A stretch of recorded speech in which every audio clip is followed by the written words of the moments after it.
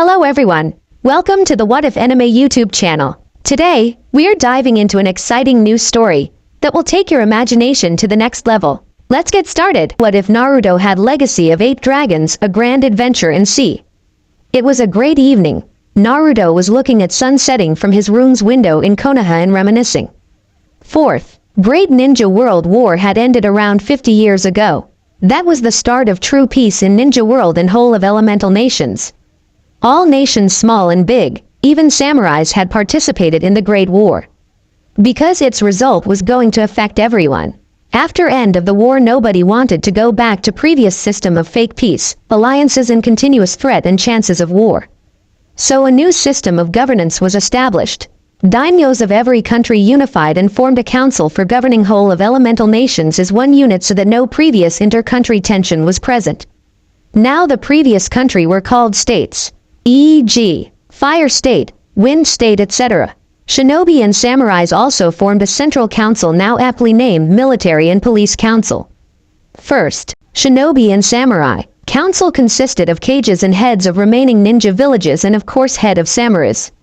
Whole of Shinobi system was reformed now that they were unified and worked as protection and law enforcement agents for general public. Daimyo's council and finally protector of peace. Even in peacetime, training of ninja system was not slowed down. There was a sense of something even bigger events happening in future in every mind. Even the excitement of future in the minds of people. Most of the efforts for present were placed on welfare of general public and lifting the status of living in elemental nations. For the last 50 years spearheading all the change on the shinobi side was Senju Naruto, but he never tried to control everything even after being offered many times the post of emperor. He was even lifted to status of god in human body, an avatar, by public due to his popularity, power and inclination to do the right thing even when the path to that aim is very hard. Military Kunk, Ill's head was chosen by popular vote of all ninjas every 3 years. So for the first 21 years after the war he was the head of council. After that he took a leave from council's head position to spend time with his family. Now he was given a post in council for his contributions. He represented Fire State in the council mainly and an elder. There was also one more reason for his down-to-earth personality. Who was none other than his wife Senju Hinata.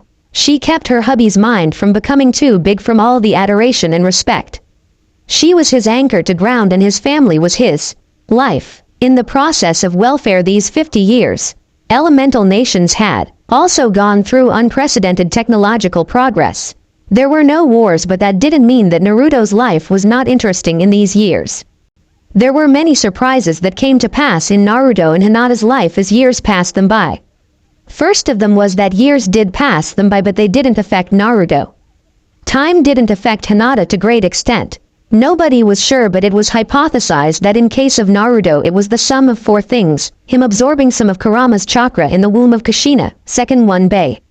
Ing the Jinchuriki of most powerful of the tailed beast from birth, awakening of Rinnegan and his heritage as Senjuin.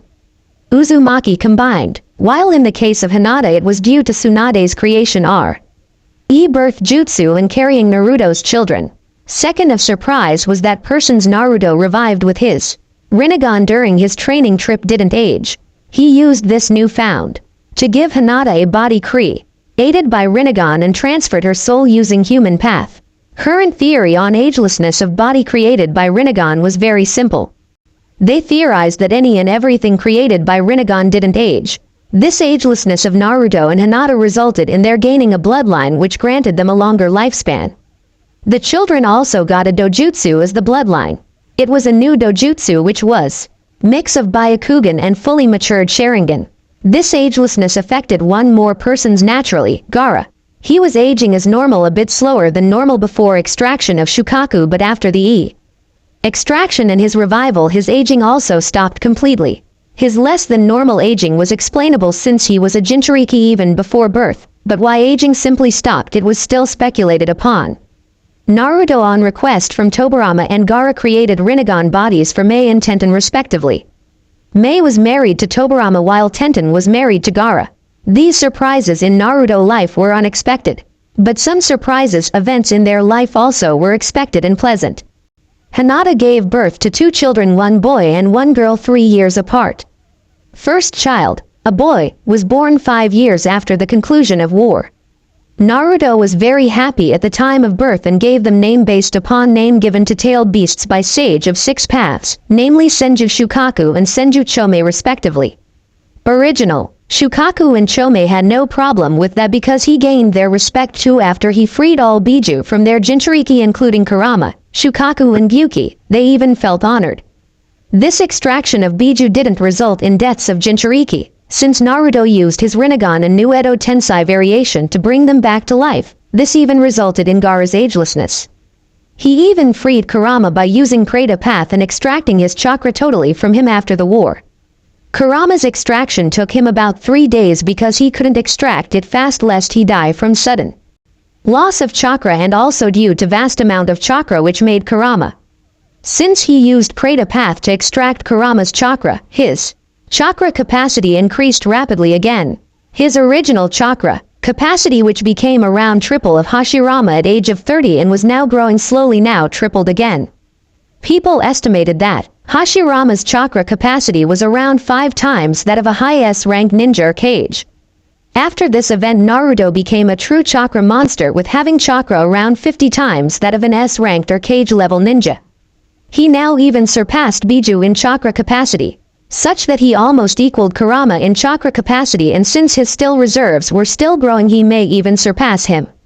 He, Tobirama, Mito, Minato and Kushina all combined their minds in KN.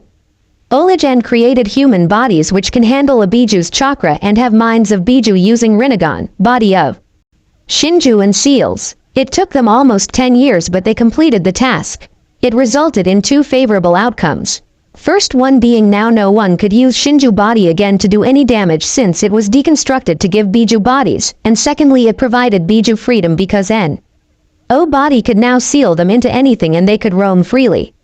Naruto thought why original Sage didn't created human bodies and he only came to one conclusion that he couldn't do that because CLS were not that advanced at that time and he was on last of his life when he was dividing Shinju's chakra.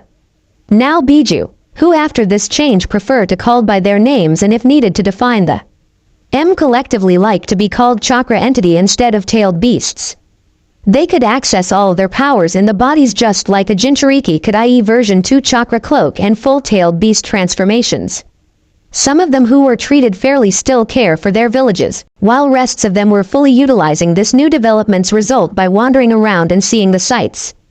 In the last few years, after everything settled down and they reached a satisfactory level of governance, Naruto had been thinking about world outside of elemental nations. He found out about outside world from Mifune. Sometime around 20 years after the war Mifune and Naruto has become great friends after he trained Naruto in swordsmanship. He mainly taught him sword techniques of samurai including a curious technique which applied haki, which is basically application of willpower to strengthen swords and body in effect environment. It came into the discussion after Mifune was able to hit Naruto even when his Kamui was activated. After this event Mifune explained to him about haki. As he explained to him, haki is pure application of willpower that is having no doubt in your actions. Since its application of willpower it can hurt him even being intangible because it doesn't only affect physical aspect but also affects his willpower and soul to an extent.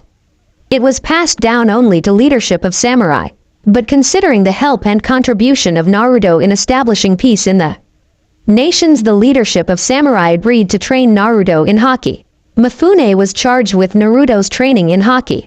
After training in haki Naruto found out that haki can be counteracted with Sage mode and its many properties match with Sage mode like high durability, minute or high preflex and increase in attacking power.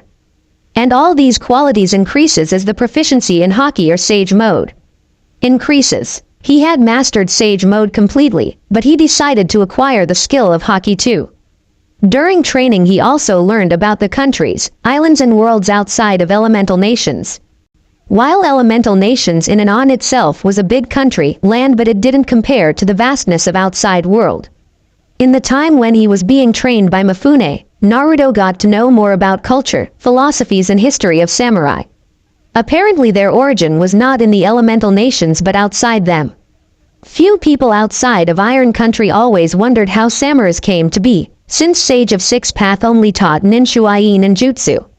They came from a country called Wano, which was in second part of Grand Line. Few people from the country started on an expedition to find new nations, many years before, and they came about this nation. Leader of nation was fascinated by ninjutsu and decided to stay here longer. When there was time to leave for next adventure, many of the expedition decided to stay and formed the start of what is called Iron Country today. Surrounding events and culture affected them, and there came about some deviation from original culture, and they also incorporated use of chakra in forging and fighting. Naruto was proud of his achievements and of people of elemental nations. But now he was in a dilemma.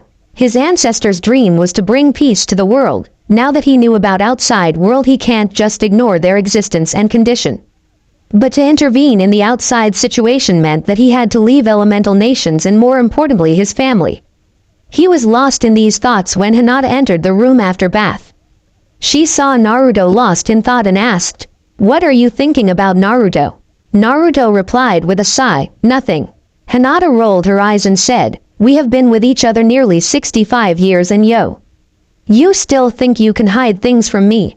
Naruto looked to her and said resigned, "I had not yet decided on what to do, so didn't want to burden you with my thoughts if it resulted to nothing."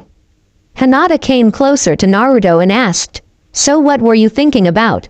Naruto said, "I was thinking about the information I got from Mifune about outside world all those years ago. You know there is a vast world outside of elemental nations which are untouched and unexplored by people of elemental nations.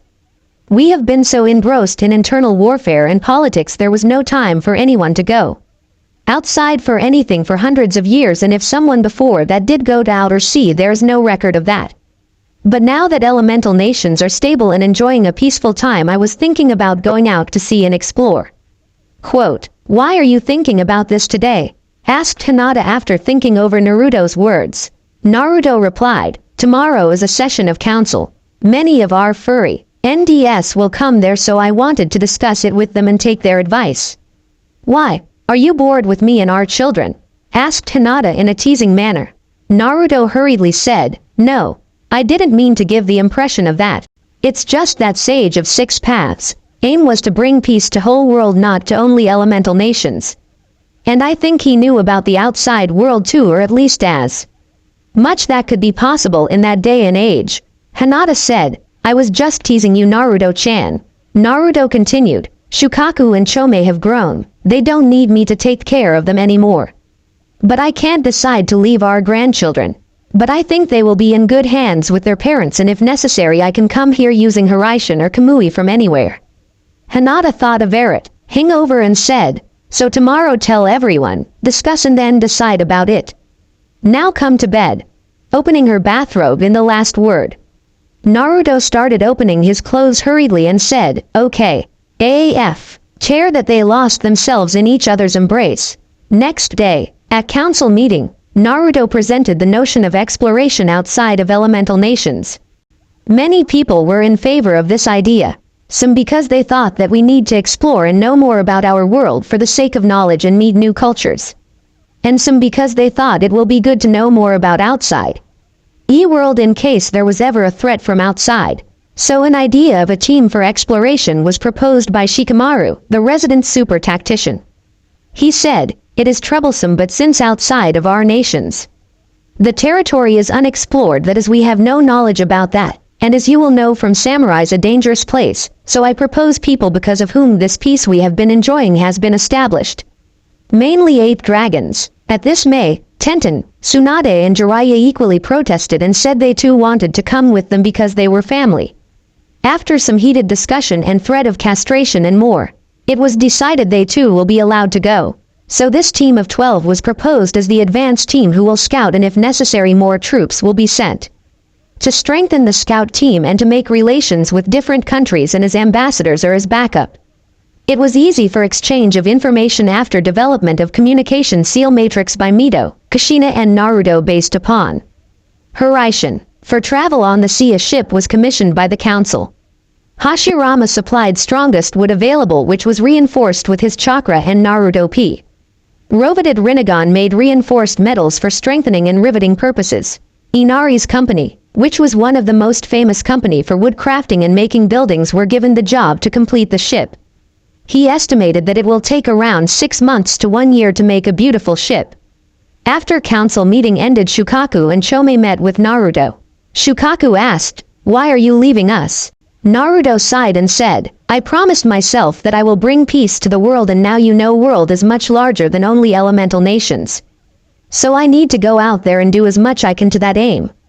Don't worry, I am not leaving you permanently. I will only be one Horizon away. If you ever need me, you know what to do." The successor of Mifune, a man named Yurikaku, gave him a cop. Why of original map used by first samurais to come here and explain they live in east blue part of the seas and close to calm belt, hence there is no travel in direction of Kaizensuchi no Kuni. Now was the time to prepare for leaving. After 10 months, as the reputation of Inari's company suggested, Inari completed the ship 2 months before the time limit. By the time everyone understood the reasons for the exploration and was happy with them, now everyone was able to correlate the feeling they have been experiencing with these new developments.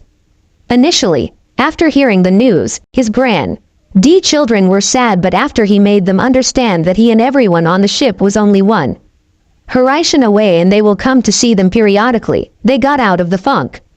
Everyone was excited, there was peace. But it was a bit boring, and this was the start of a new exciting chapter for elemental nations. It was decided that Naruto will be captain of the ship, Tobirama would be in charge of security and tactics in combat situations. Hashirama was to be vice captain. Tsunade and Hinata will be medical specialists, healers on board. Tenten was weapons expert, navigator was Meibako. Seishi initially lived on Nizu no Kuni and was more experienced and knowledgeable in navigation at sea. Mito was given the position of maintenance expert with Hashirama helping. Kushina was mainly AS words woman, knowing Uzumaki's style and could use haki, not to expert level yet, which was taught to her by Naruto after announcement of exploration. Gaara was deputy navigator and helmsman of the ship, by his request. Hinata and Naruto were also chefs because they have been cooking food for themselves from early childhoods and they had become expert in food making. Everyone who was on board increased refreshed their knowledge and proficiency in the time between announcement and start of exploration as much they could. They were going in uncharted territories from the perspective of elemental nations, so some new weapons were needed and developed, because in the travel they may come upon some obstacles which may be tedious or impossible to remove or overcome by ninjutsu and expertise of dragons alone. They knew that every obstacle will fall with the combined power of ship residents like Naruto and Hashirama, but even then, for the sake of redundancy and for the ships on which ninja of their caliber were not available, a new cannon-like weapon was created. It was fruit of countless hours of seal experts like Mito and nature chakra experts like Hashirama and Naruto.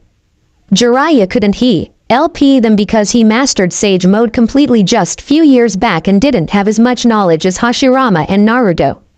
The device uses the converted chakra nature from operating person or per suns in small amounts. Using that as a trigger, it used previously absorbed nature chakra from chakra storage seal and converted into the chakra nature of trigger. If two different nature of chakra were applied, then when converting, mixes it and expelled it with great range. For now, mixing scenario was only possible with 2 chakra natures, and storage seal took around 2 hours to replenish the ch. Akra used after 10 continuous firing of weapon. With the right mixtures of chakra type, effect were devastating, like using earth and lightning chakra or fire and wind chakra. If there is 45 seconds AP in each firing, it could fire 40 rounds consecutively. A light and thin flexible armor for every person going on board was created by Naruto using Rinnegan, which had more strength and flexibility. Han old dragon armor and could be worn under clothes.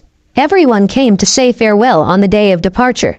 Naruto's family, which was also the family to most of dragons, Chojuro, council members and thousands of people came to say farewell and good luck to them. It was start of a new chapter in history of elemental nations. As Naruto laid eyes on the ship, he was awed. He decided then and there Chi will be the second thing precious to him after family and friends. Ship was constructed to look very beautiful. It had seals carved into whole of hull to use chakra, again using also nature chakra storage seals to facilitate sea travel. But seals were designed such that it didn't make it look gaudy or bad, but it increased its beauty, like beautiful tattoos on a lady. It was not a very large ship, since people going to travel on it were few. It was a corvette-like ship, but with a few modifications. It had 8 rooms, 6 for couples and 2 guest rooms, 1 kitchen, 3 bathrooms, 1 relaxation room, 1 entertainment room and 1 practice room. Practice room was heavily reinforced by seals. All of the rooms were under the deck except kitchen and relaxation room. Deck of the ship was covered in natural soft grass and soil. There was a tree there too with a swing on a branch of it. The ship had 3 masts, big central one and 2 smaller one. Biggest mast had a flag of elemental nations flying on top of it. Flag had 2 concentric circles, outer one divided into 6 parts, each one containing symbol of major countries, and inner one contained symbol of harmony. Control wheel was on the front side of the deck, was under a roof. Instead of a crow's nest there was a circular room with windows to observe the sea and scenery. On the front of the bow was a beautifully crafted statue, from wood, of Shinju in his 10-tail form. The tails smoothly flowed into the railings and support hull. Shinju was kept on the bow instead of traditional figures, because all chakra originated from him. And ship was named Kagaya, Kamikaze, in honor of first person to dream of peace and use chakra.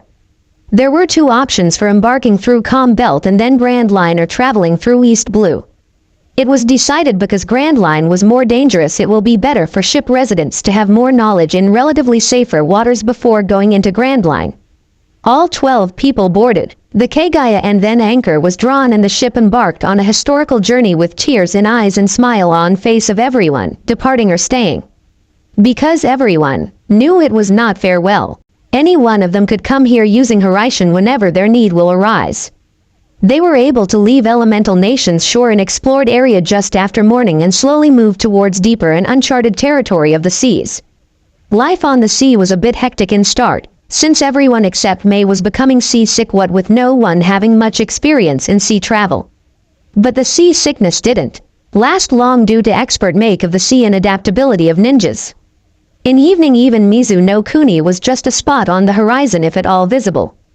Generally normal ships take far longer to travel this far, but because expertly crafted seals and well-designed masts resulted in great speed for the ship. After sun was finally down and all of them met to discuss further work and process in relaxation room. May was the first one to initiate dialogue, asking Naruto, so where to first? Naruto replied, I couldn't really comprehend the map that well. So first you have to tell me, what our options from here are. May explained, as you all know elemental nations are near Calm Belt with some parts in the Calm Belt, since that at least was explained by samurais and council, decided to travel long route and travel East Blue before entering relatively dangerous waters of Grand Line. Here Tenten interrupted by asking, why didn't I ever hear about someone from outside coming to elemental nations? May said, for outsiders Calm Belt is a dangerous sea, what with it being sentient sea monsters resting and breeding ground, so they keep a distance from Calm Belt, even then Inc. 1 or 2 more adventure-minded and brave people would have come to nations, but wouldn't have been able to return or make a lasting impression on people of elemental nations because of our ninjas, bandits or Newcannon's interference. This might have caused a dangerous reputation of our island to further increase and put apprehension in even brave people who were thinking about coming here. Any other island in East Blue is around at least 3 days of continuous travel with our ship, which is one of the fast ones if not the fastest around. At this Tobarama said, now that I think the environment of Calm Belt may be the reason or one of the reasons of animal summons being so large and sentient. Anyway, we started this journey to introduce elemental nations to outer world and lessen their apprehension of our nation. May coughed with an irritated expression on her face to get everyone mind on the important things, before we further devolve into a talk about nonsensical things and philosophical debates. First we have to decide where would we wish to go. As I was saying, as we get further from mainland we could see a large red landmass in our right side, so we can follow that without losing our way. Since even I don't have that much belief on a damaged map of who knows how much old, after this precaution if we believe the map we need to at least travel 3 days to reach any island. But that island is a bit small. I don't think there will be much of a market or good information resources there. One, a relatively large island is around 3.5 days, 4 if we go easy on the speed. I think that island is called Dawn Island after deciphering the map. After this, Tobarama asked for the map and took a look at it and said, yeah, she is right as usual. He gave a smile to May after saying this. He continued, my advice would be the same as her, that we should go to this Dawn Island. There we could gather some knowledge about seas, since the island is big enough to. There should be some ships going and coming there regularly. So next stop, Dawn Island, Naruto announced in a loud voice with a very large smile on his face. But his smile didn't last long. Ouch! Naruto cried after Hinata and Tsunade both bumped him in head after and for his loud announcement. Why did you hit me, Hinata-chan? Naruto asked. Did you have to say that so loudly? Said Hinata. It's just first day, Naruto. Don't become overexcited, otherwise you will get bored soon. Tsunade supplied. May added. Yes, sea travel is full of excitement, more so in uncharted territories, but it also need lots of patience.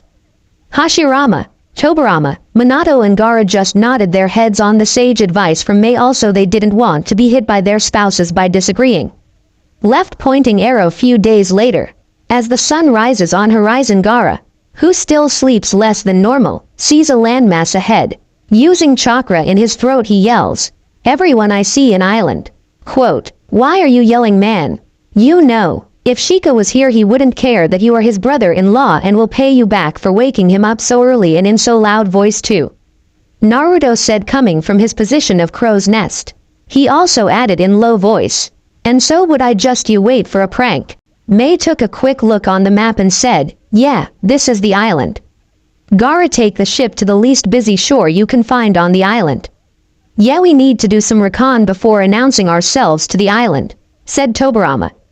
After discussing for a few minutes, it was decided that Naruto, Tobarama and Jiraiya will go to ISL. And for scouting purposes after eating breakfast and resting a bit, and will come back at the ship in the evening. For now, Hashirama can build them a house and they all can rest a bit after first long travel on sea. So they looked for a deserted shore and they made a camp there. After few hours of decompressing and relaxing, Naruto, Jiraiya and Tobarama left for different parts of the island.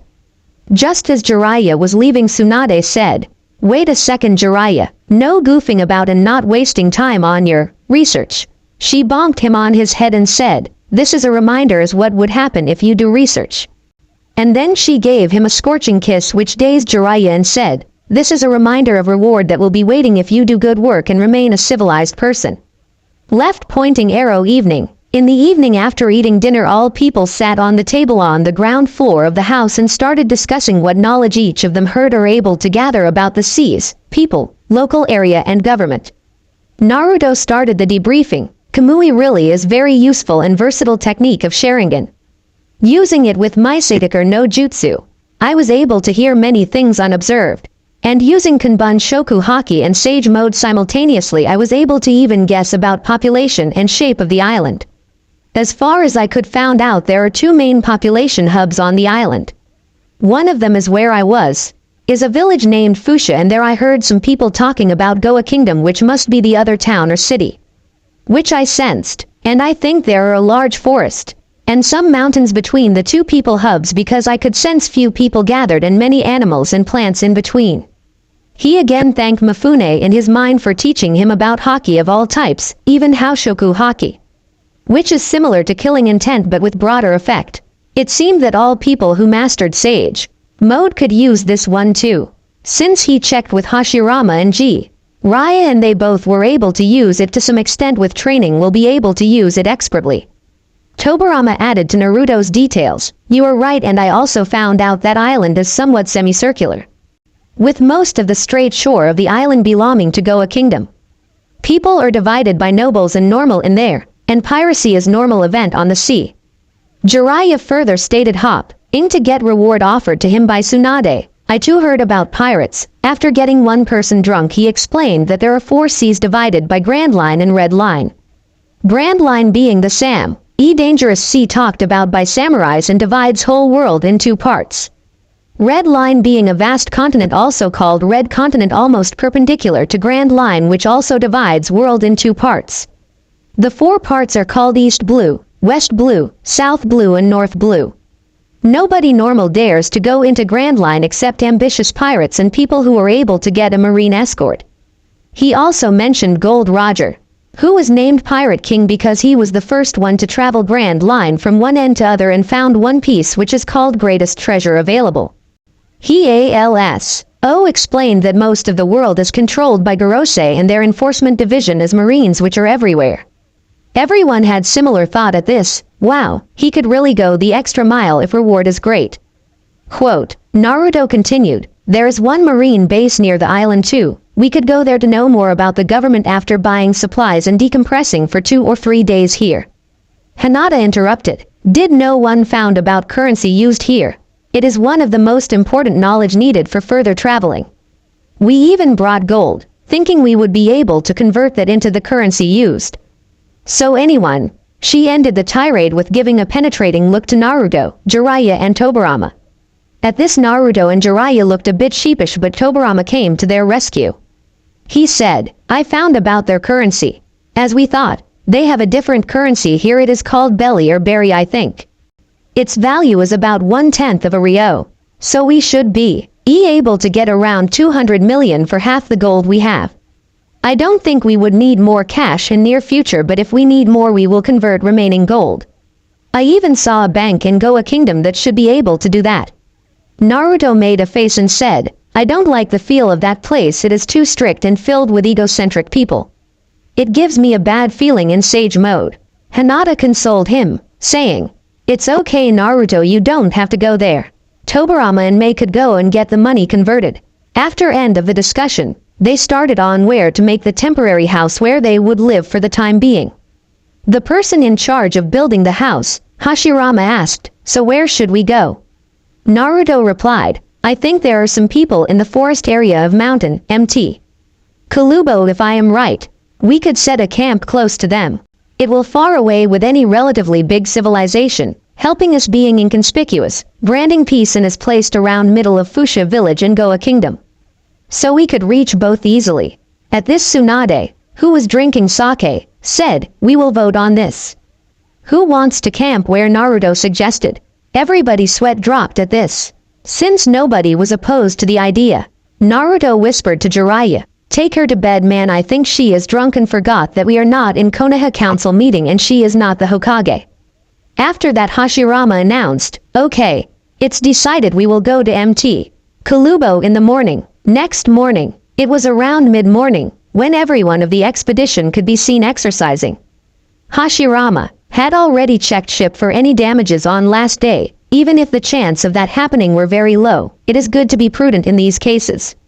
This morning was different because it had a special thing going on. Today Naruto was teaching everyone about basics of hockey. While he was teaching, his clones were working on sub-elements, justice and refining hockey. After some time of exercising and hockey practice, they packed the camp. Hashirama dismantled the house built on the shore. They hid the ship using seals and forest made by Hashirama and left for Mt. Kalubo, their new camping, living area. As Naruto predicted, they did find a small concentration of people on Mt. Kalubo. They all lived in a house just beside the large forest under a relatively rare collection of trees.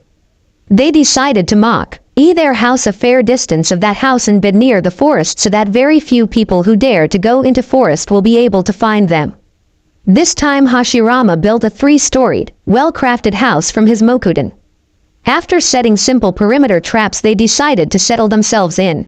It was decided that after some time relaxing and eating breakfast Jiraiya will recon the neighbor's house. Every couple chose a room and settled themselves in. They were thinking of living here for around 3 months before moving forward, since this island was the first one where people of elemental nations arrived on. They wanted to acclimate themselves to habits of the people and get more knowledge before going further. After everyone has settled in, Naruto and Hinata started working on breakfast. After around half an hour minutes, in which initial arguing between the couple consisted of 10 minutes because Naruto wanted to make ramen again, but after Hinata managed to convince him, eat and Naruto having a probable concussion, they settled on making steamed rice and miso soup. They had just completed breakfast when there was a signal from traps placed around perimeter. They washed U.P. and went to look for who or what caused the signal. After opening the door, Naruto found a very shocking and hilarious sight. A boy, around 15 years of age, was hanging from his leg from rope and his head was squashed on the ground. He had a scar below his left eye and wore a distinct straw hat, and also his legs looked unnaturally stretched. He was trying to free himself from ropes using his hands, which were again abnormally stretched. This was very unusual for Naruto. He didn't think anyone outside of elemental nations would be able to use genjutsu, since what he was seeing couldn't be real. To get himself free of this genjutsu, he activated his Sharingan. When that didn't dispel it, he went to Mangekyo, and after that to Rinnegan. When even that didn't help, he started freaking out and yelled, "Hinata-chan, come here quickly." Quote, at this she came out and cuffed him, saying, "Why are you yelling now, Naruto-kun?" He replied, "Someone cast a genjutsu on me as I came outside, and I see and dispel it even after using Rinnegan. I need you to introduce your chakra into my network." Hinata did as he told, but even that couldn't release this genjutsu. Then he started believing that this boy was unique. While seeing what caused Naruto to be so freaked, Hinata activated her Byakugan and checked for any genjutsu. There really was no genjutsu, but even she was shocked. She expressed her feelings in very elegant method by saying, "Huh." At this, Naruto sighed, somewhat relieved that he was not the only one seeing this improbable if not impossible thing. Naruto went near the boy to probe RLY check and saw that he really was stretched unnaturally like a rubber. Due to commotion from Naruto, everyone in the house came at the door. Naruto freed the boy, still gobsmacked, and asked, "How T?" He, "Hell, your head is squashed and your leg are stretched." The boy laughed and replied, "Because I ate an Akuma no Mi, devil fruit. I am a rubber man."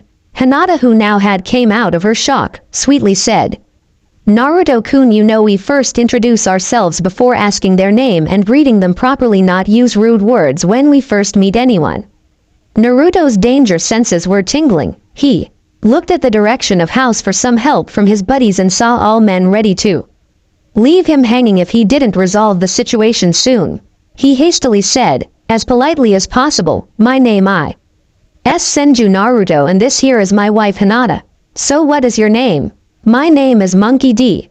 Luffy," he replied. Hinata took the lead of the conversation and said, "Come in the house, Luffy, if you want to eat breakfast." At the mention of food, Luffy asked, "Is it meat?" "No," Hinata replied, baffled, finding no sense in the question. "Then no, I have to go find Ace and train.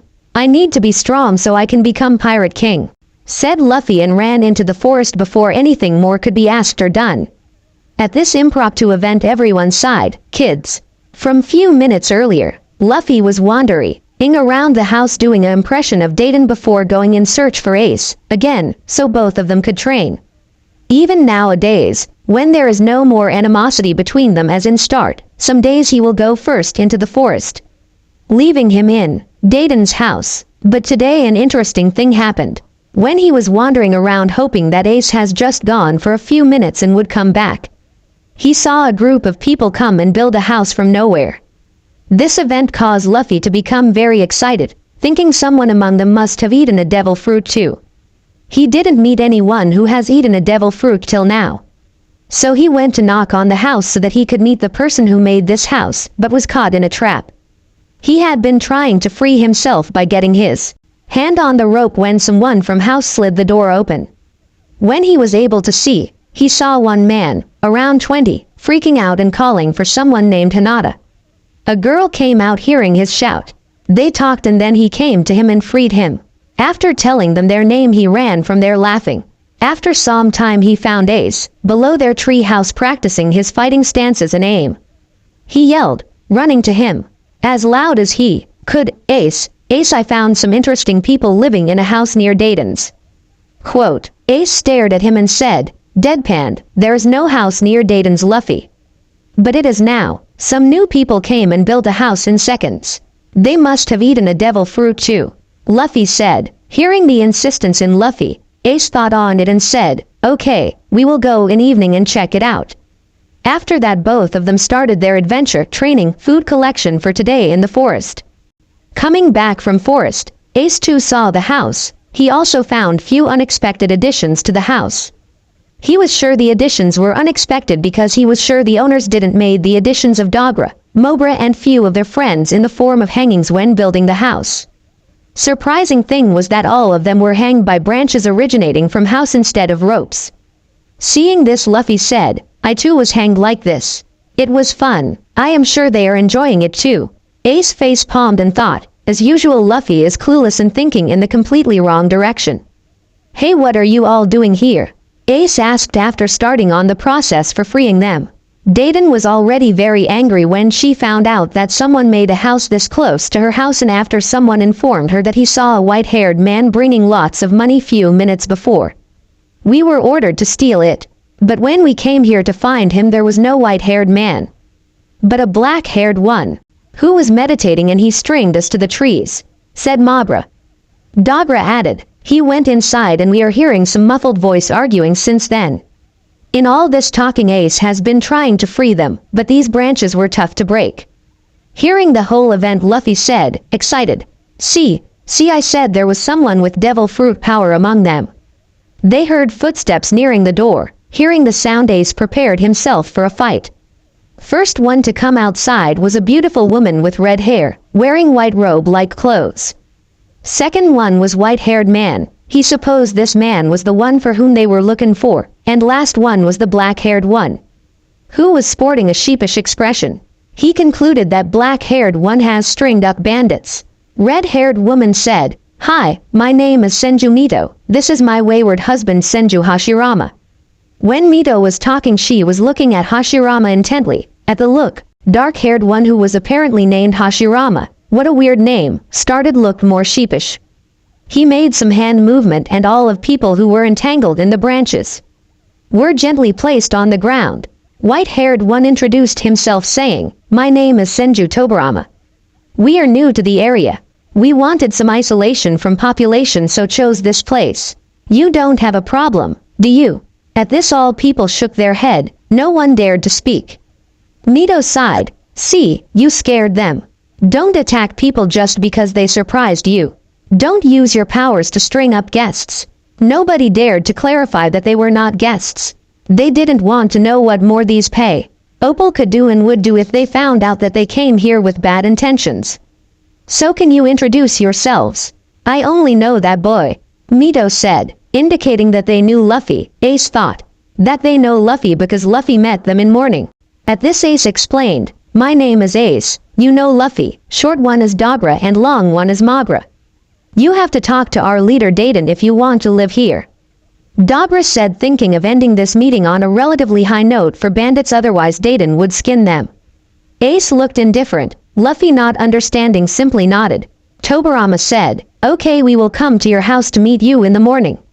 Please tell your leader that we are 12 people, so your leader is not surprised when we all come to your house and attack us. We were already thinking of coming to your house for introducing ourselves to you. Bye for now. After ending the conversation, Dayton's family members left as quickly as they could for tongue lashing at the hands of Dayton. While the three ninja went inside the house, Mito again started berating Hashirama. Ace stared at the house a bit longer before he and Luffy too started to walk towards the house, lifting the animal for today's dinner that they dropped when they saw Mobra and Dobra entangled in branches. In the evening, when Naruto and Hinata came back, they found Mito berating Hashirama, and Obarama was giving his 2 cents here and there in between. Naruto sighed and said, Not going to come between a wife and husband when he is being berated by his wife. Hinata simply smiled. Naruto thought, I think that brings me out of the well for morning. They simply ignored them and went in their room first to freshen up. After freshening up, they then went to kitchen to fill the shelves with grains, vegetables and meat bought from Fuchsia village. Sometime later, all people started coming back from their visits to town or villages. Around 1 hour later, food was done and everyone was sitting beside the table, waiting for food to be presented. After dinner was done, Mito started the day's recounting by saying, We got a few guests in evening, and your dumb great-grandfather stringed them up by his Mokuden. Really? Who were they? Naruto asked. Tobarama replied, I think they were our neighbors. What, they were here? Jiraiya asked, surprised. He was given the task to observe and Gather information about the said neighbors. At this everyone looked at him. Tsunade asked, why? What is wrong with them? Jiraiya explained, as far as I can tell, they are bandits.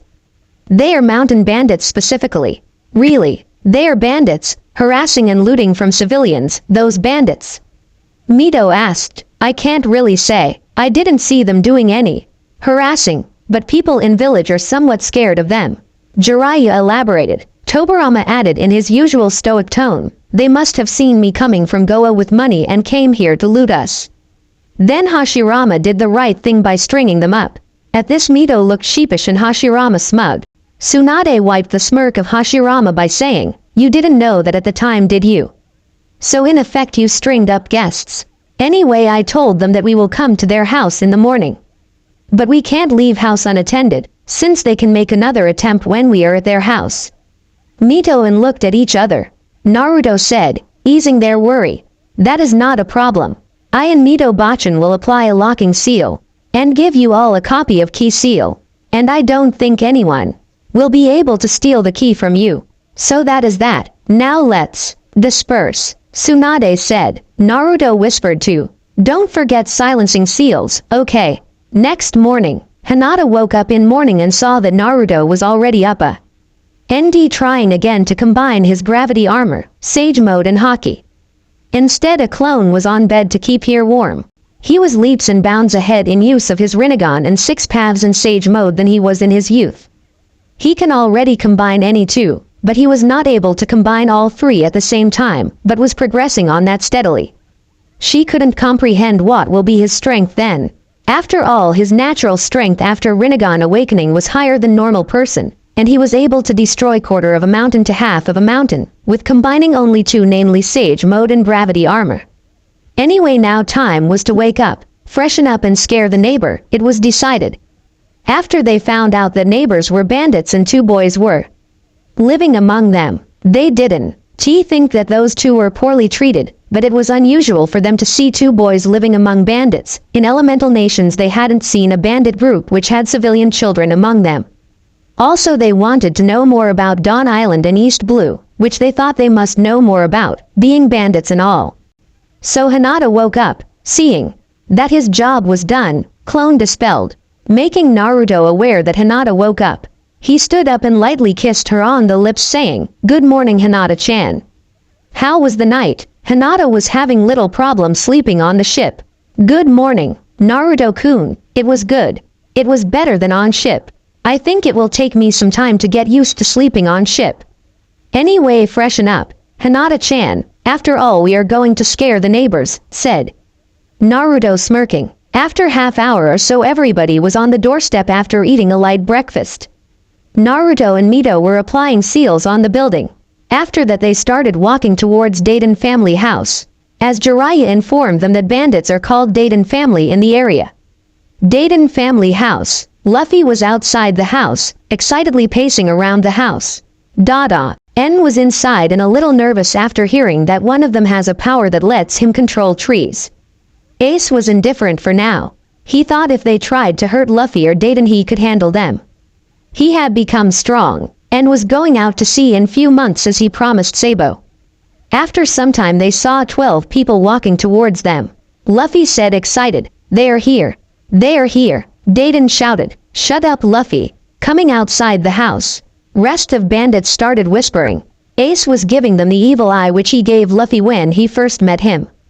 He didn't like new people, and all of them felt dangerous to him. Very dangerous, like Gark Jisen, when really angry. Tsunade seeing Ace's face said, Wow, you look really angry. What is the problem, brat? Ace replied, his eyes stop. Ing for a moment on Tsunade's bigger than normal assets. I don't like you people. You are dangerous. Hinata said, We are really not, if you don't anger us. At this Naruto got evil smirk on his lips and said, We know you tried to loot us yesterday, that definitely counts as angering us. At this Ace stiffened. Dayton looked more nervous. Luffy was as usual oblivious. Rest of bandits were trying and failing to hide behind Dayton's enormous frame. Seeing this, Naruto laughed. Even Tobirama had a smile on his face. Mito explained to ease their worry. Don't worry, we will not be doing any harm to do. We came here to introduce us, get some information and give you a warning about messing with us. It will not be pretty if you further antagonize us. She looked at Naruto, her expression scolding. Naruto looked a bit sheepish for a second before starting the introduction. My name is Senju Naruto. The woman in purple is my beautiful wife Senju. Hinata, expressionless redhead, is Sabaku no Gara. At his side, Sabaku no Tenten, his wife. This is my father Minato, his wife, and my mother Kushina. This is Tsunade Bachan, her husband Jiraiya, and the redhead woman who is still looking to scold me. Mito Bachan and her husband Hashirama Oji-san, pointing his fingers to each one respectively.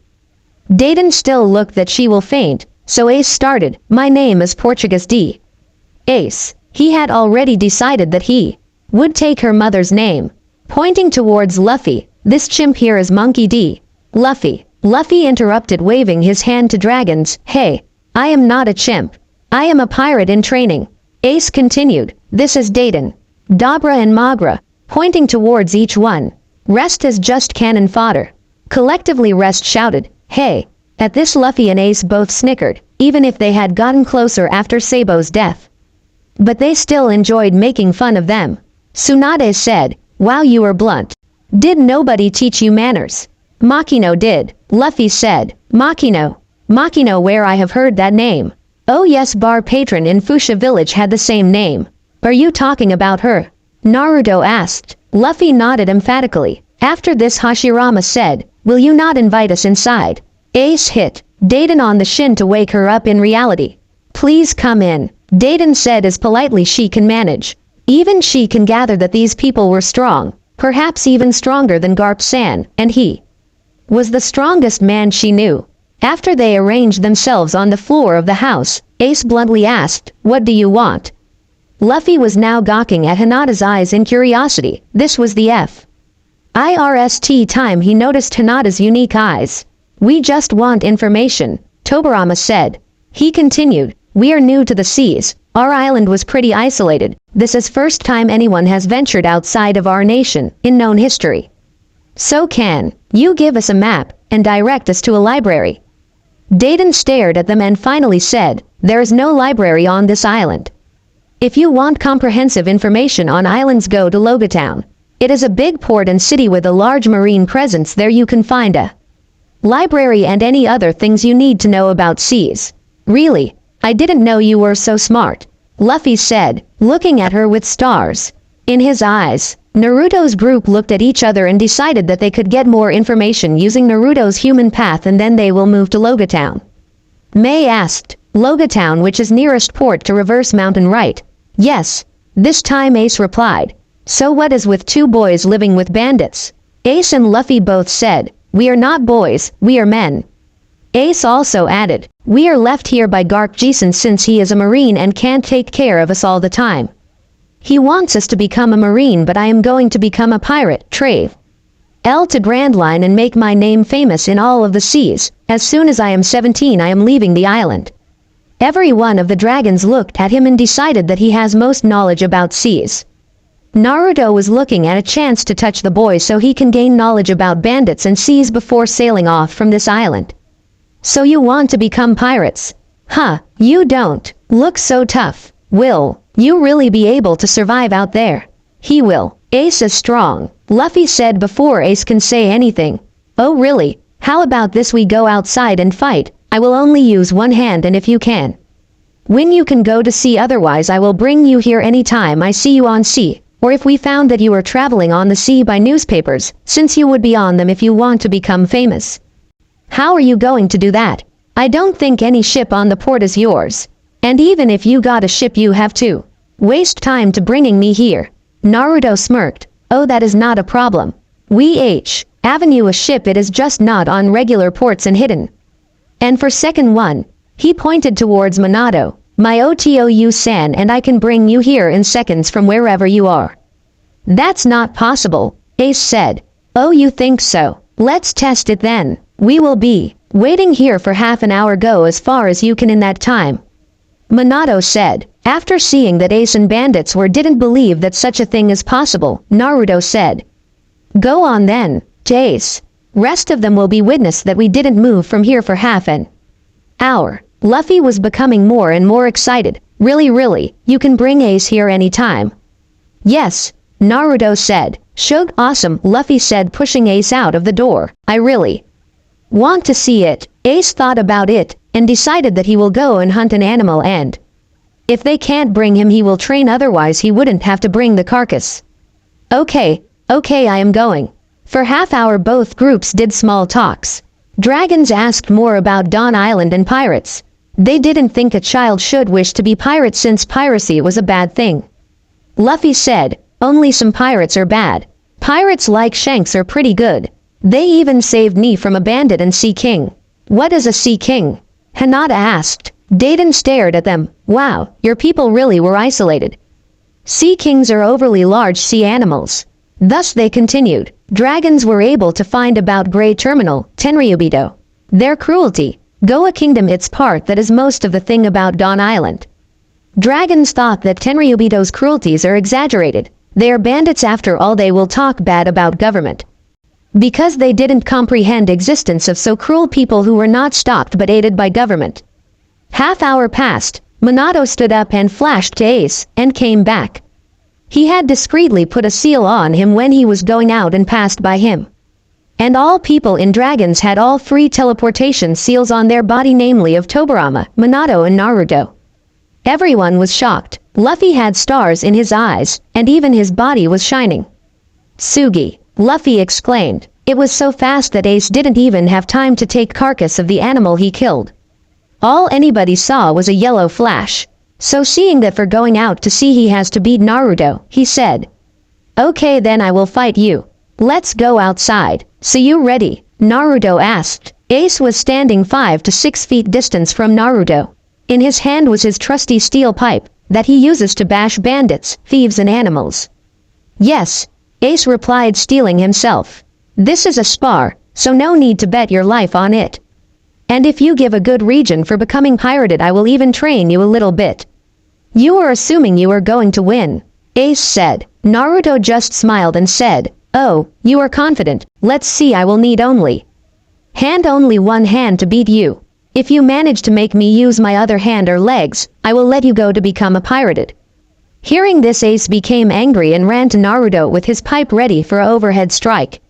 Naruto just sidestepped and touched him on his forehead and flicked him, sending him flying to nearest tree. Just when he was touched on forehead he started remembering some memories. He again tried to hit Naruto, this time a bit carefully. He again went for an overhead strike but changed his direction to diagonally to hit Naruto when he sidestepped. Naruto just used his hand to catch his pipe. Ace, using his pipe as pivot, brought his leg up to hit Naruto in stomach. As soon as he started lifting his leg, Naruto threw pipe using a flick, unbalancing Ace and caught his leg. Ace's head was going to hit the dirt. Just before his head could strike the floor he used his hand to balance himself and brought his other hand to strike Naruto on his head. Naruto just threw whole of Ace's body again. Ace again was plastered to a tree, which was around 20 meters far. This time he was barely able to keep his consciousness. Naruto appeared near him in a flash and said, had enough yet? Ace just stared him defiantly until losing his consciousness. Luffy was dumbstruck. This was first time he saw someone beating Ace. He went to Ace shouting, Ace, are you alright, Ace? What did you do to him? Fix him or I will beat you. Naruto just smiled and said, no worries, Luffy. He will be alright in a few hours. Hinata-chan, would you heal him? Did you have to damage him so bad? It will take a few hours before I will be able to heal him totally. Hinata said. Tsunade interrupted. Don't worry. Hinata-chan, I will help you. Naruto made 2 clones. ND looked towards Hashirama, who made a wood stretcher. Ace was placed on the stretcher and everyone again went inside. Luffy was beside him, looking sad, but trying to not cry since Ace said that men didn't cry and crying didn't solve any problem. After the spar, or more accurately beating, Ace was brought inside. He was placed on a mat, and Tsunade and Hinata started healing him. It took around 1 hour to heal internal damages. After all, he got shit beaten out of him, and another half hour to deal with external damages. After that, Hinata announced, he will be alright now. He needs sleep only. I think he will wake up tomorrow morning. Quick healing caused a strain on his body since it is his first time being healed using chakra. Tsunade said, if he has guts and strength, Brad may wake up early. Luffy was just staring at the healers and Ace's body, repeatedly, finally announced, Shug, you people are strong. Did you two eat a devil fruit? No, none of us ate one. Hinata explained, how can he control plants and you can heal so fast? Dayton asked shocked. By training. Tobirama answered, his expression stopping any further questions on the topic. After he was a ninja and ninja don't give information for free. Sometime not even for a price. Anyway, what is a devil fruit? Tobirama asked. This time Luffy answered, it's a mysterious fruit found in Grand Line which can give a human mysterious powers. But it costs either the ability to swim in sea because for some mysterious reason sea weakens them. So since you are strong, will you train me? Luffy asked. Every one of the dragons looked at each other. And after a moment, Naruto replied, sure, come tomorrow morning and bring your brother too. After that they left the house and everyone went their own way. Hashirama, taking Mito to a posh restaurant in Goa to calm her. Naruto and Hinata to Fusha village, because they liked people there. Rest of them just went sightseeing or whatever their mood was to do. Hey, were gathered around dinner table again in the evening. Tobirama ever the ninja asked, so what did you find out from the boy? He was a well of knowledge. Apparently his father was Galdi, Roger, Pirate King. He detests his father and is seeking for his purpose of life, and there is a revolution going on in the world against the existing government. Head of revolution is no one else but Luffy's father Monkey D. Dragon. I also found more about Tenryubito. It is true that they are as bad as bandits said. If we take the one who came to Goa as example, they killed a 10-year child in cold blood and nobody did anything. Not even government, Naruto replied. Tobirama concluded, from your description, ego and behavior of so called nobles in Goa and presence of revolution, it is looking like that this world government is far from perfect. We will have to tread carefully from here on and gather more information about world government.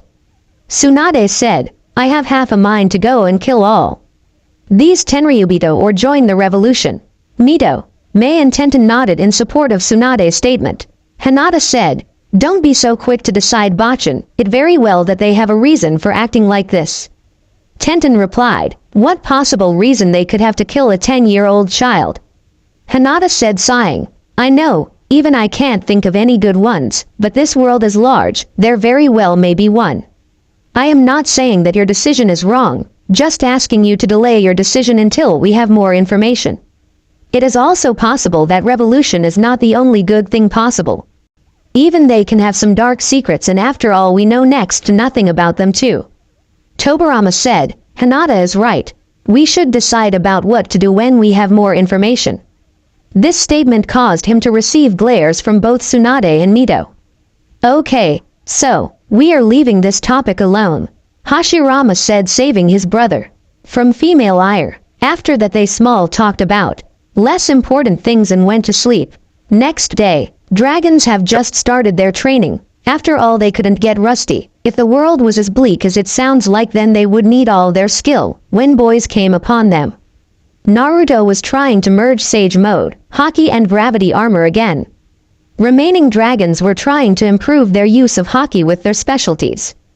Grass and pebbles around were continuously crushed, pulled or repelled. When Naruto's tries failed, Luffy was entrapped by the phenomenon. His eyes were shining with excitement. He only said, Shug.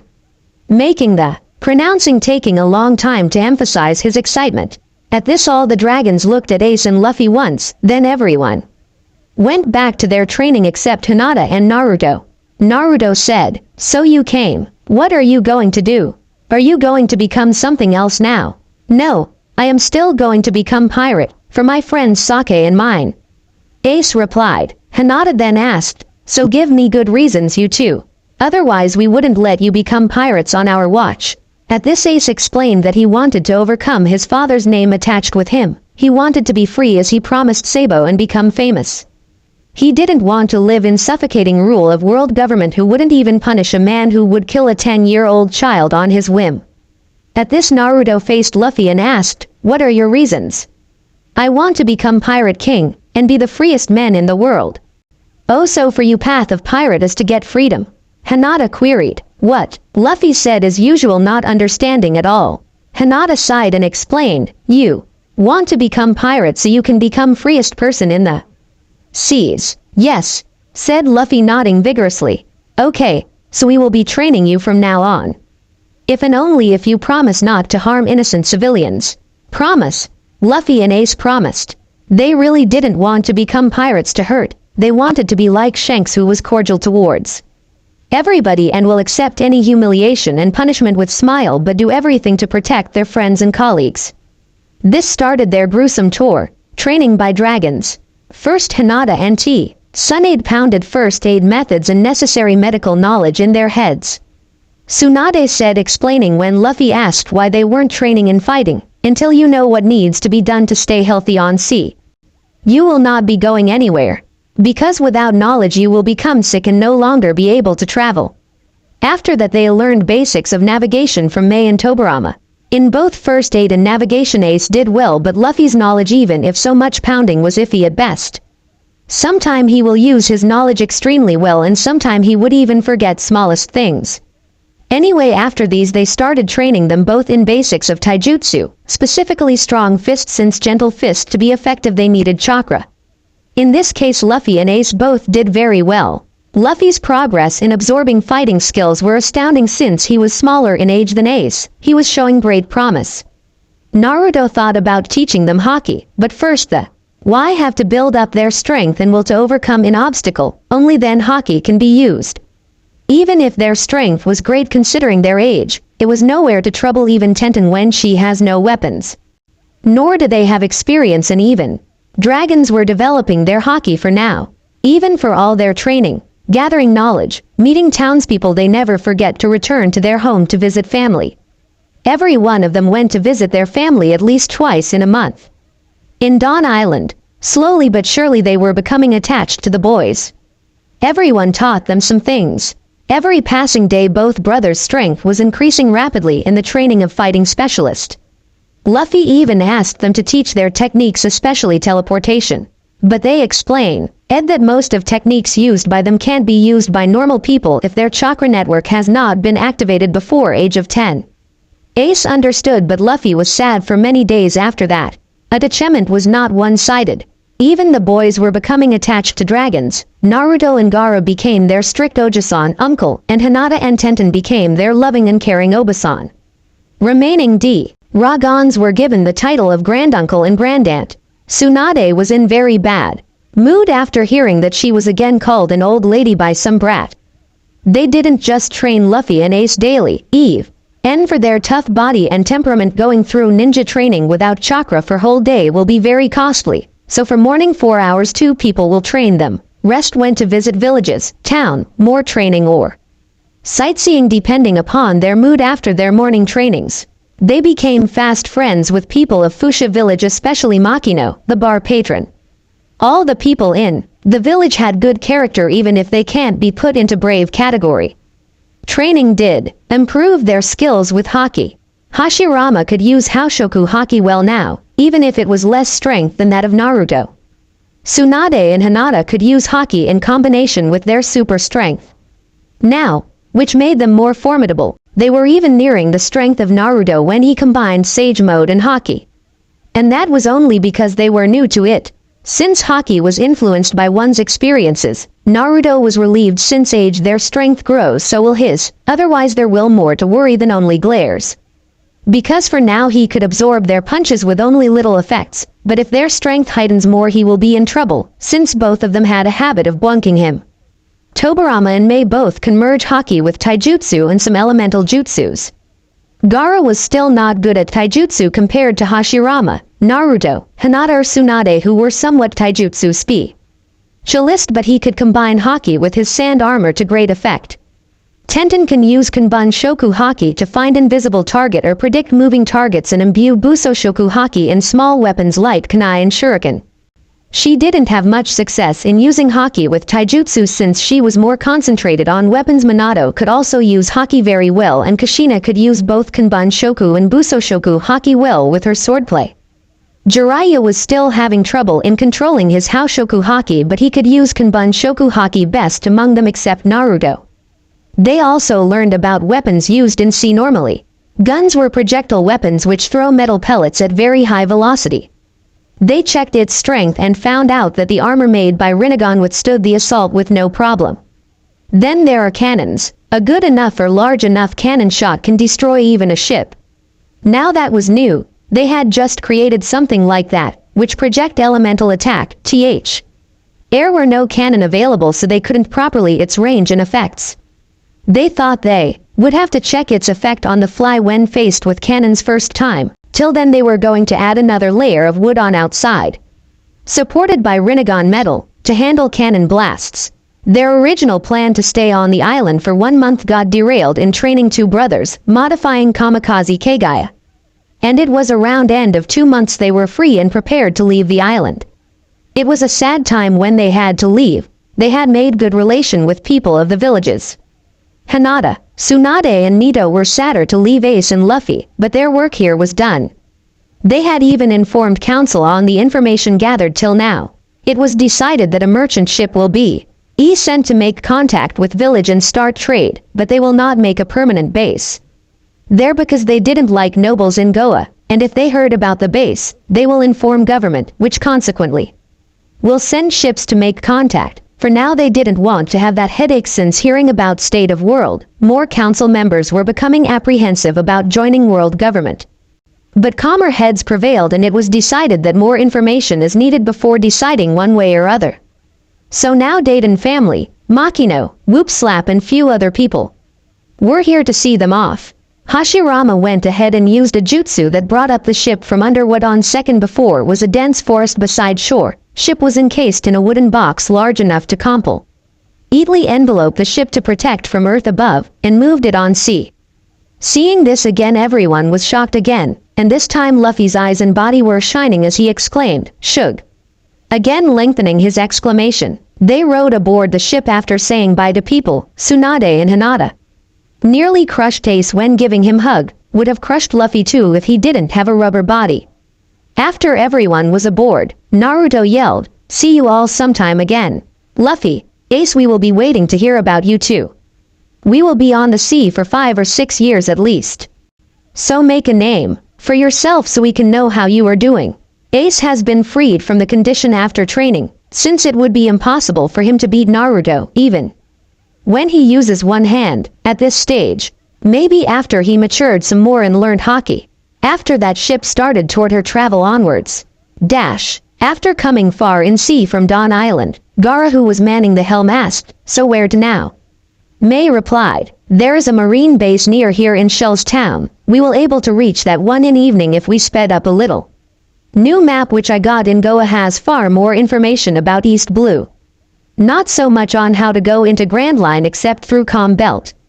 I think entry into Grand Line is sort of secret. In the old map there was no mention of this marine base. Anyway, should we go to this marine base, Captain San?" Last sentence said in a teasing manner to Naruto. Naruto sighed. "Don't harass me, Mei-chan. I am aware that council decided to name me captain, but we are all family here, no need to use words like captain." So Tobirama-san, what do you think? Tobirama thought for a second. "We should limit our contact with marines as long as possible." "How many bases are there in East Blue, Mei-chan?"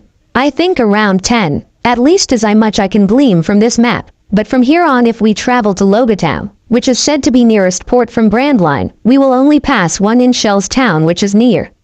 According to this map, and knowledge we gained, Logatown is just at opposite end of Dawn Island." Tobirama pondered for a second and said, "I think it will be better to proceed to Logatown directly." "How many days will it take us to reach Logatown directly, Mei-chan?" Naruto asked. "Around 7 days if we go at this pace, at breakneck speed around 3.5 days bar any obstacles." Mei replied. Naruto thought about it and asked Hinata, who was sort of given the job of keeping inventory of the kitchen, more like didn't let it go in the hands of Naruto, otherwise whole ship will be only eating ramen. "Do we have enough supplies to last, Hinata-chan?" "Yeah, we have enough supplies for around 2 months on the ship, stored in stasis seals." Hinata replied, "So we are good. We will be going directly to Logatown, Gaara." Naruto finally announced, on second day of travel. It was around sunset when they finally got the chance to test effects of cannon blast on their reinforced ship. It happened because they encountered a pirate ship flying a Jolly Roger with cat-type skull. Pirates first placed their ship on front of ship to obstruct them, and then their captain yelled, "We are Black Cat pirates. You are in our territory, merchants, so please hand over all your money to save yourself from a bloodbath." Naruto, who till now was enjoying peaceful wind and scenery of seas, said, "Oh, really? Why don't you try?" Annoyed, seeing that there is no effect on the people on the deck, Kuro became angry and ordered the men to fire the cannons. Naruto, seeing the bustling on other ship, raised an eyebrow. Confident on ship's reinforcement, as the first volley appeared, a wall of water obstructed the path of cannons. Naruto swiveled towards Tobirama and asked, irritated, "Oi, why did you that for?" "It is not good to assume, Naruto. What if their cannon had been powerful?" Tobirama replied in a calm tone. "Hey, I am not that reckless now. If cannon blasts harmed Kagaya, I was going to use Kuranosu, time god, you know." Naruto said, "I always forget about that power." Tobirama said. Naruto said, eye rolling, "Okay, so now can you let at least one pass through the water wall? Even if it harms the ship, I will use Kuranosu. If destruction is large, we will not let any more cannonball even touch the ship." "Okay," said Tobirama, letting one cannon pass. After blowing up with lots of smoke and sound when it impacted with the hull of Kagaya, there was no harm, not even a scratch to Kagaya. Naruto, looking smug, said, See, there was no harm in that fool's cannon hitting our ship." Tobirama sighed and said, "Yeah, but in any case you should not assume and underestimate your opponents."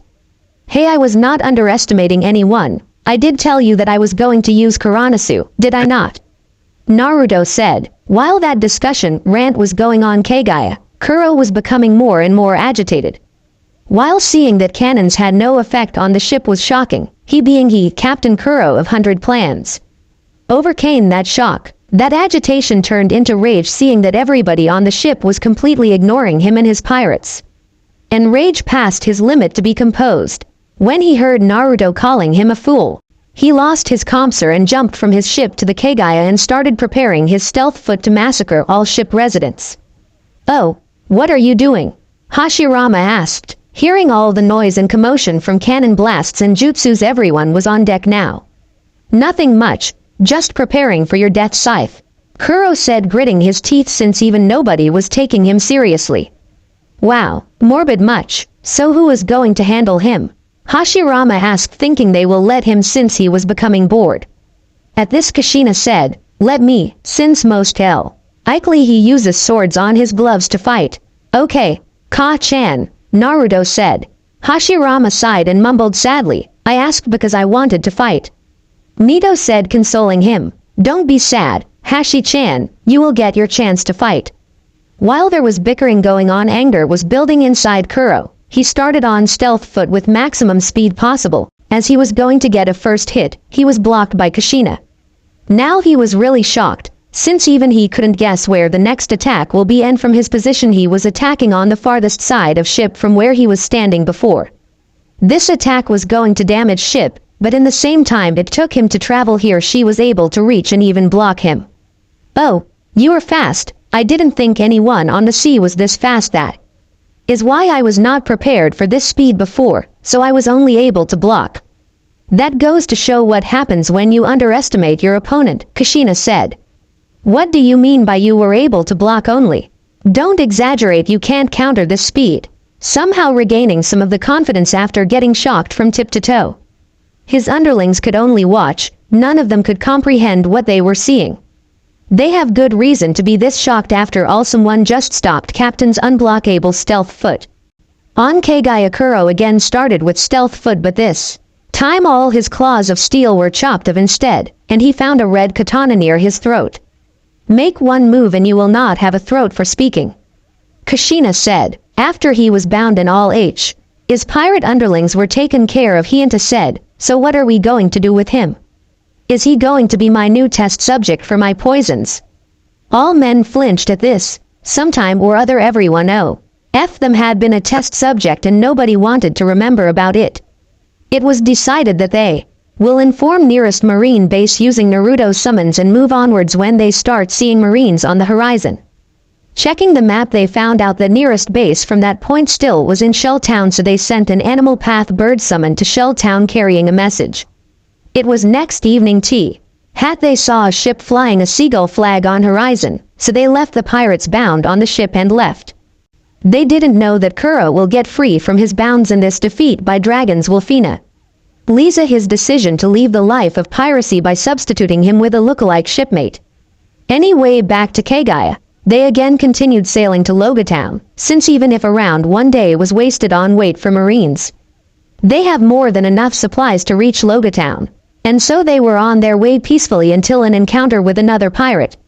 It was second day after leaving Black Cat Pirates when they came upon an interesting pirate ship which had a clown-like skull on the Jolly Roger. Ship was headed towards them, most probably to do piratey stuff, like looting and destroying. So Gaara, who was manning the helm, and Tenten, who was cleaning her weapons, got a bit cautious. As soon as the ship came near, a man in the clown costume yelled, "I am captain of Buggy Pirates, Captain Buggy. Surrender yourself or feel my wrath." Tenten, who was still annoyed due to encounter with Kuro, seeing the face of a clown-faced man, got more annoyed and just fired hail of kunais and shurikens on them. Before Buggy could say anything more, or in this case any one of the pirates could react, all pirates on deck scattered, most of them injured, but Buggy remained. More than 10 weapon cut him. But even after this he was in one piece. Tenten was shocked for a moment, thinking that he has upper hand. He grabbed this chance, ordering firing of his cannons. Gaara knew that no harm could be done to ship by normal cannons, so he let them impact with the ship. Result was large amount of smoke and large sound, which brought everyone on the deck. Gaara just sighed. He shouldn't have let the cannonballs impact, because now they have to live with Sulky Hashirama again, and he just recovered from previous sulk of not getting a fight too. After they couldn't let him fight small fries, because that will be like Naruto fighting Ace, which is way overboard. Buggy, seeing that his cannonballs are having no effect on the ship and seeing more people coming on deck, gathering all high S strength so that his voice doesn't come out shaky, ordered, "We will retreat. After all, we need to tend our man of injuries, and that becomes before piracy." Trying to save his face for deciding to retreat, everyone aboard Kagaya raised her eyebrows. Naruto said, "Oh, he is running. Shouldn't he try to loot us first?" Tobirama said, "He looks more experienced, so maybe he knew by looking at us that he will not be able to defeat us." At this, Tenten said, "He also ate a devil fruit which let him bypass swords cutting effects. As we know, devil fruits are mostly found in Brandline. I think that guy knows more about seas, or at least knows how to get into Grandline. So how should we get the information?" Hashirama asked, hoping that he will be allowed to fight. Tobirama sighed and just used a jutsu that let water rise from sea and fall on the pirate ship in large quantity, negating devil fruit power of Buggy for a time and also hindering their ability to move. "Okay, then this is my turn," Naruto said, jumping to pirate ship and using human path on Buggy. After that he destroyed their sails and returned. "Should we call marines again?" Hinata asked. "Nah, I destroyed their sails, they will be stranded here. So someone will inform the marine after seeing them." Naruto replied, "That is reckless, Naruto. You know one of them has a devil fruit. I think he will be able to handle no RMAL merchant ships or passenger ships easily. So we should send notice to marine base again." Tobirama said, "That will alert marines about a group attacking pirates. After all, once can be considered a coincidence, bu twice." "I don't think so," Naruto said. "You are right. So what should we do?"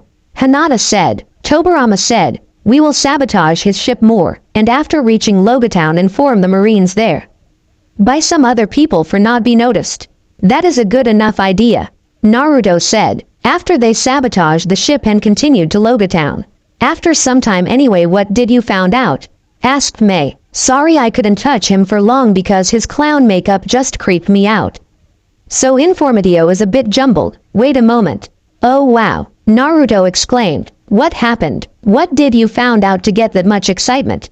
Tobirama asked. Naruto explained. He was a fountain of information. Apparently he was apprentice on Pirate King's ship, so he knew about aura of powerful people.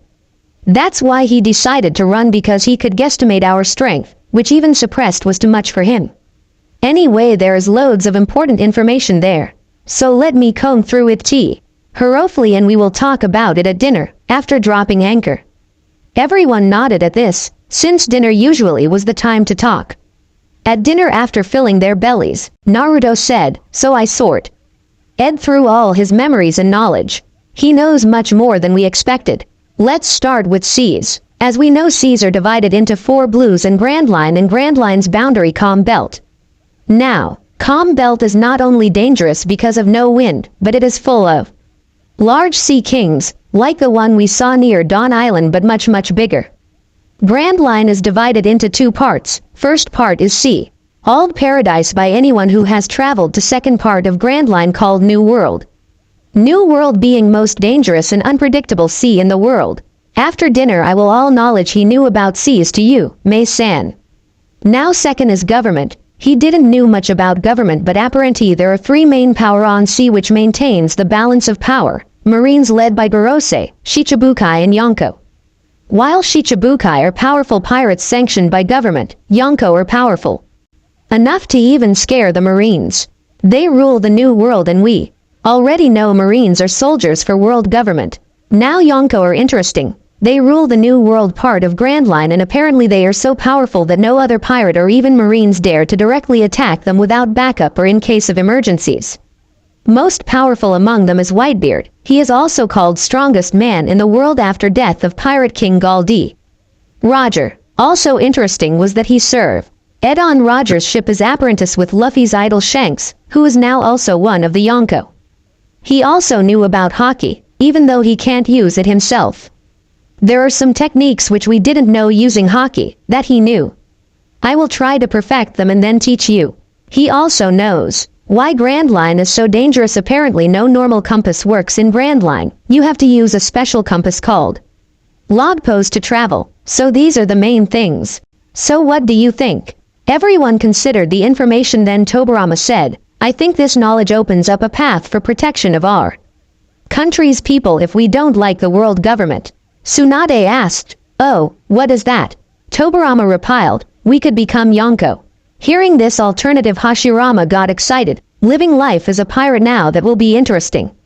Everyone but Naruto sighed. There was a glint in Naruto's eye, like he wanted to become Yonko or fight the most powerful man and compare his power with him. All nobody could give him even a proper spar nowadays until he limits himself drastically. That night Hashirama and Naruto both had dreams of being greatest and most powerful pirates instead of regular ones with their respective spouses being main characters. Dragons on Kagaya arrived on the port of Polestar Island on the morning of 3rd day after the events with buggy pirates. The ISL and was mostly covered by very lively and busy Logatown except few hills and ports. Town was mostly multi-floored buildings, markets and hotels for tourists and merchants. There were very few places where a ship can discreetly be harbored. So it was decided that for the time being ship will be camouflaged and its security seals will be activated so that if someone tries to board or harm Kagaya they would face a hard time.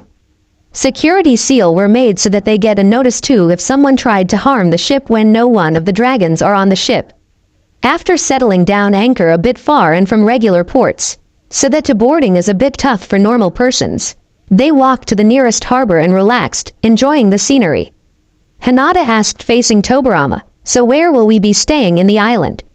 Tobirama replied, there are 2 options. We can build a wood house on the hills with help of Hashirama or rent a hotel. Since this is one of if not the most popular port town in East Blue, there should be at least some good hotels here. But I think it will be more suitable to live on hills, since we don't want anyone to notice us until we are ready and get all information. Naruto concluded the discussion by saying, okay, then we will stay on hills, and use henge to observe people and get pertinent knowledge so no one becomes suspicious. For now I will use a genjutsu on Ama, and to send notice to Marines about buggy pirates' misfortune. Hashirama asked, when we are on the land, what should we do, Tobirama? Tobirama said, is that a question to be asked? You wander and look for interesting things. Jiraiya cleared Hashirama's enquiry. He meant what should be our strategy here. meaning should we disperse or be in group, where should we go, etc. Tobarama replied, Inc. we should disperse and study different areas of the town, so that we know all main areas like shops, marine base, etc. May replied, good idea, but I was thinking that we should pair up, people do. NT suspect pairs if not outright ignore them. Nito said, until they contain people like Naruto, Jiraiya or Hashirama, who have hard time when being ignored, and tend to cause havoc.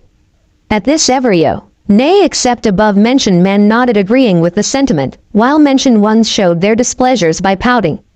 Naruto replied after coming off the flunk, good idea, so we will meet on the ship in the evening.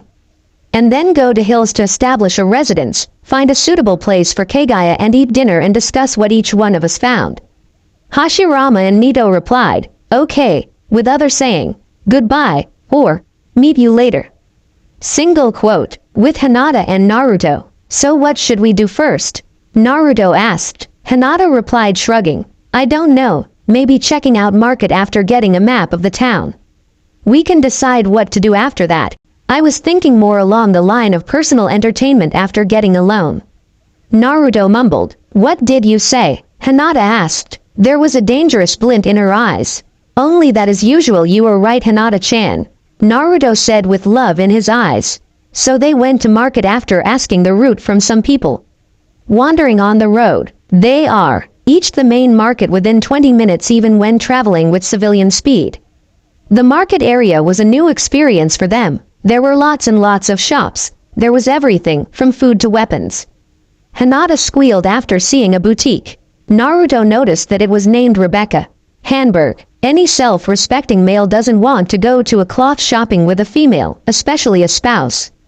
And since Naruto was one of those self-respecting men, even a bit whipped and totally in love, okay, you go shop for clothes, I will look for a detailed map of the town, and possibly a library if I am able to navigate the streets. But Naru-kun, I wanted to shop with you. Hinata said. Naruto, who was barely able to hide a shudder, said, you know. Hinata-chan, we need a map and as much knowledge as possible. At this Hinata started giving him a puppy look. Naruto decided that there was no need to elongate the situation if end result is known. So he said, I will send a reinforced clone with you, okay?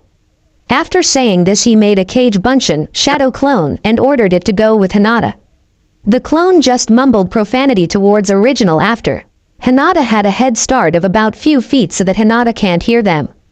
He also said glaring, hey original, I will keep my Mangekyo Sharingan activated so that every little detail of this experience is printed on your memory forever. After that he went for the tort shopping. Naruto was now regretting his decision of creating a shadow clone instead of an elemental one and started hitting his head on a nearby wall mumbling, stupid, stupid, Naruto. Bystanders were gaping at him due to his actions.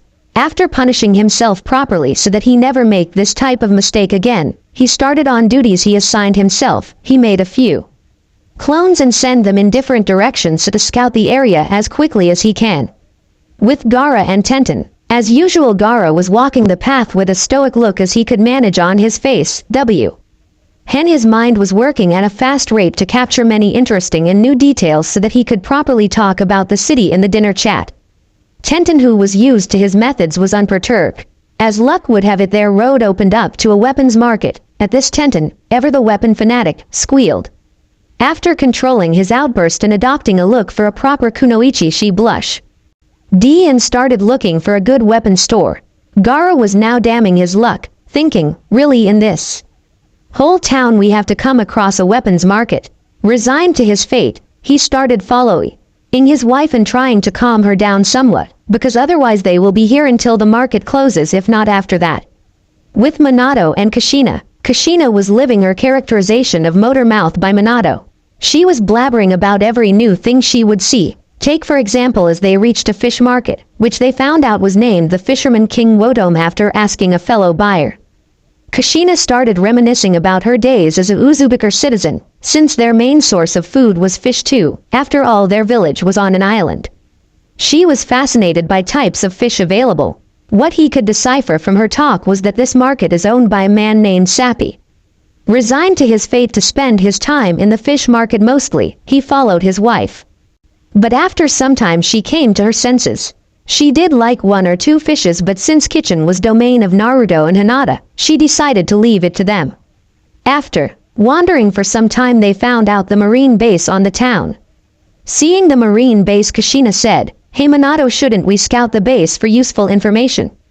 Minato replied after thinking the question over, "Yes, we should. I thought this was more the work of Tobirama. But since I am here, okay, I am going to use a genjutsu on a marine, then we'll enter into the base hanged into him or her." Kushina said, "Good idea. So we will wait for one to come." Minato nodded and both hid from plain sight so as to not make nearby public or marines inside suspicious. After waiting some time, one marine came out of the building. On his hip was a sword and a gun on his shoulder. As he came out, he was caught into a Sharingan genjutsu, and after some time Minato hanged into him went into the base while Kushina was looking after sleeping body of the marine. Hashirama and Mito too were wandering about the town. But there was a difference from rest of the group. While in other groups women were more distracted due to presence of markets, here Hashirama fulfilling the role of oddity of a group. He was still sulky from not getting a good fight with buggy pirates, and Mito was trying to alleviate his sulking. Every one of the other residents of the ship pleaded with her to somehow better the mood of Hashirama, since they were becoming tired with his sulky attitude. Mito was looking for interesting things to distract Hashirama with when till they reached a clearing where a large platform stood and some pirates were harassing some children. Hashirama, who always loved children, seeing this became angry, and before Mito can stop him, destroyed the pirate group thoroughly. After his performance of merely few seconds, children were having different reactions. Some were wondering about what happened to pirates, some were more frightened with Hashirama than of pirates, while some had stars in their eyes due to Hashirama's coolness. While all of this was happening, Mito was glaring at him. She said, "Look what you did, every one of them has their bones crushed. Most of them wouldn't even be able to stand up any time if ever. That's why we don't let you fight small fries." Pirates present and their captain would have complained about calling them small fries, but there was no one whose mouth was in working condition to complain. Hearing her angry tone, Hashirama faced Mito, and seeing the glare of Mito, he started rubbing back of his head looking sheepish. After some more berating by Mito, they both started consoling and entertaining the children with different jutsus. Tobirama and Mei, while everyone was into the town trying to get a feel of the town. Tobirama and Mei, both primarily water users, decided to go to walk on shores of the island. They were enjoying the sceneries of the shores when they saw a cove, which was large enough to hide the ship. They went to the cove to investigate it. After traveling on water for a bit, they reached the cove. Since it was somewhat hidden and difficult to reach if you were not ninja, they decided to talk about it with the group and left the cove to further enjoy the sceneries of Polestar Island's shores. Jiraiya and Tsunade went looking for a suitable place to make camp. While they were going there, they passed through a market. While Tsunade went on, Jiraiya became sidetracked due to lovely girls in the market, and he started his research. Tsunade continued on the road for some time. After that, he noticed the absence of Jiraiya and went looking for him. Seeing him concentrating on his research, she became angry and beat Jiraiya so much that he was now a collection of swellings instead of a human. In the evening, sun was just above the horizon when all of the dragons came together on the harbor where they had decided to meet. Tobirama and Mei were already there, enjoying the wind and view while also keeping an eye on the ship. Hinata, Tenten and Hashirama were looking excited while Mito was frowning, and there was a serene expression on the face of Mei. Naruto and Gaara were looking like they just got through a small war. Tobirama was going to ask about the reason for the excited, tired looks. Seeing this, Naruto and Gaara both show their head in negative as much as they could without alerting their spouses. Naruto hastily added, "Let's go back to the ship and talk there." Gaara nodded, signifying his acceptance to the proposal, and they all decided to go to the ship. Every one of the dragons started running on the sea after looking everywhere that nobody was close to the port. After they boarded the ships, Gaara said, get refreshed and wait for dinner to talk about our explorations." He was hoping that this wait would give him and Naruto time to relax a bit and gather their strength, and if possible lower the excitement of Hinata and Tenten somewhat. Since everyone was in need of some refreshment, everyone accepted Gaara's advice. After refreshing themselves, Naruto and Hinata started on dinner. After around 1 hour, everyone was on dinner table ready to eat food. After everyone had filled their stomachs, Tsunade and Jiraiya left for their rooms since Jiraiya needed to heal from his beatdown. Tobirama started the conversation by asking, "So what made you three so excited?" Indicating Hashirama, Hinata and Tenten. Every one of the three started explaining in same time. Due to this, nothing could be understood by rest of them. Tobirama said, "One at a time, people, one at a time." The three people started staring at each other to decide who was going to reply first. Hashirama was going to win the competition if not for last-second interruption by Mito, causing Hinata's win. So Hinata started explaining, "I found out a boutique. They had so many varieties." This continued for some time until her excitement abated. Whole time Naruto was alternating between glaring at Tobirama and groaning over his misfortune in low voice. Tobirama, who didn't want to be at the receiving end of glares more, didn't ask any more questions. Women of the group did include themselves in the discussion. Every one of them had a twinkling in their eye which could be inferred as coming doom for their spouses in the form of a shopping spree. After some time their excitement abated and their discussion winded down. This time Mei asked, "So Tenten, what did you found out?" Again Tenten continued as Hinata had accepted his time. The explanation was about weapons, and this time Gaara was repeating Naruto's actions. But they did found out that they did have some good quality weapons here, especially swords. Good quality swords were given a name and called Meitu, named Blade. Now Tenten had new aim of collecting all swords. She also bought a book which has listing and description of all the blades. This discussion was joined by Tobirama, Kushina and Hinata. Remaining people of the group were not so interested in this discussion since most of them could form whatever weapons they choose with their elements. Seeing that the discussion was not going to come to stop any time soon if not stopped by any outside force, Naruto decided to interfere. He didn't interfere in previous discussions since he didn't want to face the wrath of the entire woman on the ship. He asked Hashirama, "So what did you manage to find out?" Hashirama said, "We found out that this place is birthplace of Pirate King Galdi Roger and also his execution place. There is a platform in the center of town where he was executed." Mito added, "He also beat down few pirates who were there." Hearing this, all of them groaned, especially Tobirama, thinking, "There goes our chance to remain inconspicuous." Quote, Hashirama added, looking sheepish, "No need to worry. I got promise from children present there that they wouldn't talk about us with anyone. So we got some time before they get suspicious about us." This time Mito came to support Hashirama, saying, "While I am not condoning the overboard beatdown, I do think they needed some thrashing since they were harassing children."